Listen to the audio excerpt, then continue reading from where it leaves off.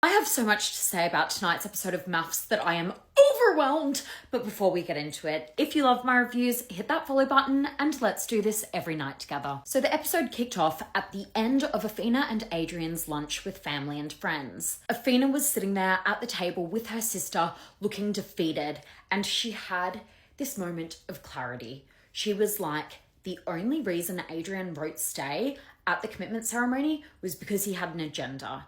And the agenda was to control the narrative. Boom. All it took was having that one person in her corner, that one person defending her, that one person seeing her. And finally, Athena could see it for herself. Athena saw the light. Meanwhile, Adrian was outside being like, Cleo was way too in the wrong. I don't think Athena is gonna see what she did wrong. I don't think Athena thinks she does anything wrong. I've done nothing wrong. This guy is the laughingstock of Australia right now. It's classic, but disturbing at the same time. Athena was back at Sky Suites, reflecting on her day, when all of a sudden, Adrian walks in. And he has the audacity to be like, do you have anything to say to me, Athena? Athena said, yeah, you treated me like shit today. He goes, how did I treat you like shit, Athena? How did I treat you like shit, Athena? Tell me how I treated you like shit, Athena. I'm embarrassed for you, Athena. I am embarrassed for you. Athena made it very, very clear that she did not want to speak to him, that the conversation was over, but he kept pushing and pushing and pushing. And I'd like to bring up a quick definition. Reactive abuse. This occurs when an abuser continuously provokes, pressures, or manipulates their victim until the victim finally reacts emotionally, whether by yelling, crying, or lashing out. The abuser then uses that reaction against them, claiming it as proof that the victim is irrational, unstable, or abusive themselves. This tactic allows the abuser to shift blame, avoid accountability, and further control the narrative. Sound familiar? I'm not going to lie, I'm finding it increasingly difficult to watch this series because Adrian and the abuse that I experienced, it's all just like, I really don't like the word triggering, but that's really how I'm feeling when I watch this. And I feel that a lot of people will be sitting at home feeling the exact same way. He is a textbook abuser. There is no doubting it. Absolutely no doubting it. So these DV charges that were dropped against him, I would love to see them be picked back up because I think we now have a lot of proof to this guy's character. And I really just hope his ex-girlfriend and his other victims all feel really seen and really heard right now. This is why Adrian continually speaks over the top of Athena. He says the same things so many times. It's to get a reaction out of her so that when she reacts, he can say, gotcha, see, you're crazy. And this is the thing.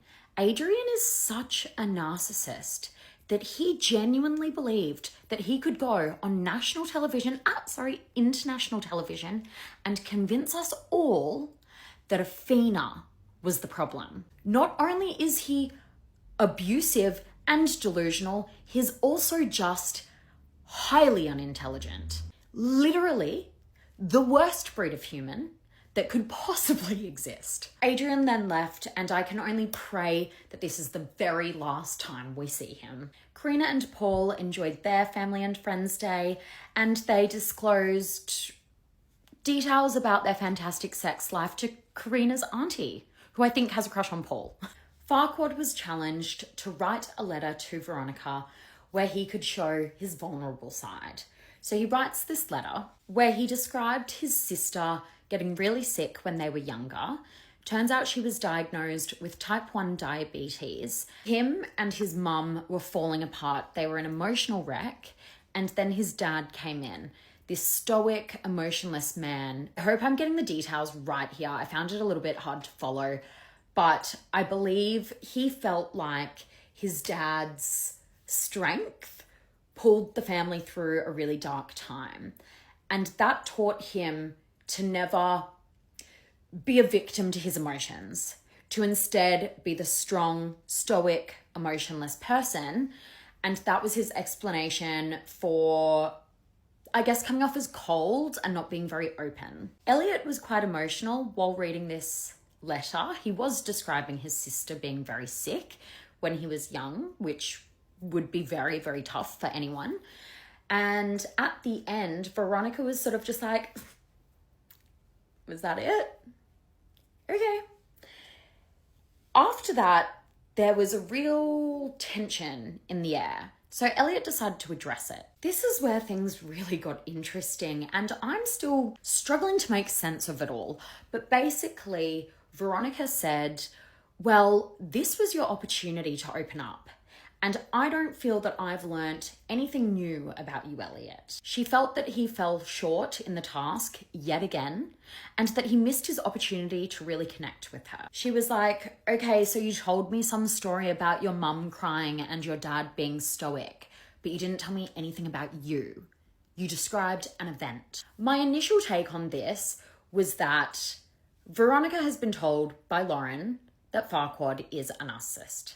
She's got that in her head, and that's all she can see. It's like a confirmation bias thing. I'm just going to pull up another definition because my head's kind of scrambled from tonight's episode, and I'm finding that a lot easier than dealing with my own brain right now. Confirmation bias is the tendency to seek out, interpret, and remember information in a way that confirms one's existing beliefs while ignoring or dismissing contradictory evidence. It can affect decision-making, critical thinking, and even how people consume news and social media. So basically, Veronica's been told that Elliot's a narcissist, and all she can see is narcissistic tendencies. It's interesting because I feel like Elliot had a real character arc this episode. He was the villain, but now we're starting to sympathize with him. And I can't work out whether it's because he's actually a decent person or if he just seems decent in comparison to Adrian. The pair then had a very unproductive conversation where they just went back and forth for God knows how long, and eventually Veronica was like, you sound like a broken record. I can't deal with this anymore. She packed some stuff, she walked out, she then left, she came back. It was chaos. I'm gonna say something crazy here. I think Farquaad is someone who can be quite cold, quite distant. He can be rude and pretentious at times, but I don't think he is an intentionally awful person. Let's just let that one marinate for a moment. We definitely saw a more human side of Elliot this episode. Notice I called him Elliot, not Farquaad. Oh my God, what's happening to me? Jamie and Dave met each other's family and friends, and of course it went smoothly because they are in love. And guys, what the hell? I haven't even got to Morena and Tony yet, and I'm already out of time, so we're gonna have to go to part 2. But before we do that, if you love my reviews, hit that follow button and you can view part 2 tonight, and I'll also be here tomorrow.